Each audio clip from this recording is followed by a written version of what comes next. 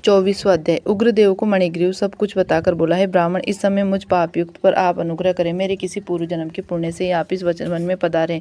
आप उपदेश रूप पदार्थ से हमको कृतार्थ करिए, जिससे मेरा ये तीर्थ दारिद्र्य क्षण भर में नष्ट हो जाए और अतुल वैभव को प्राप्त होकर मैं स्वेच्छा से विचारूं। उग्रदेव जी बोले, हे महाभाग, तुम कृतार्थ हुए जो तुमने मेरा अतिथि सत्कार किया, इसी से तुम्हारा कल्याण होगा। बिना व्रत, बिना तीर्थ, बिना दान, बिना परिश्रम तेरा दारिद्र्य नष्ट हो जाएगा, ऐसे ही मैंने निश्चय किया। इस मास के आगे तीसरा मास पुरुषोत्तम मास, इसलिए तुम दोनों स्त्री पुरुष यत्न के साथ श्री पुरुषोत्तम मास में भगवान की प्रसन्नता के लिए दीपदान करना, इससे तुम्हारा और दारिद्र्य सहित नष्ट हो जाएगा। तिलों के तेल से दीपदान करना, ऐश्वर्य होने पर घी से करना।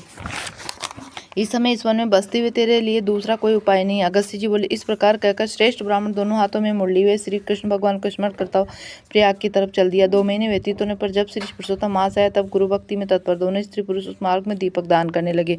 आलस्य रहित वे दोनों ईश्वरीय के लिए इगुंदी के तेल से दीपक जलाने लगे और इसी प्रकार सारा पुरुषोत्तम मास बिताया। उग्रदेव की कृपा से अंतःकरण को शुद्ध करके अंत में मरण को प्राप्त हो स्वर्ग को गए और वहां के सब भोगों को भोगकर उग्रदेव की कृपा से वो दोनों श्रेष्ठ जन्म को प्राप्त हुए। पूर्व जन्म में जो मृगसिंगा में तुम तत्पर थे, उस जन्म में वीरबाहु के पुत्र चित्रबाहु के नाम से विख्यात हुई। इस समय तेरे आधे अंग को हरने वाली तू जो तेरी स्त्री है, वो पति के पुण्य का आधा भाग लेती है। इगंधु के तेल से श्री पुरुषोत्तम मास में दीपदान करने से तेरा अकंटक राज्य है।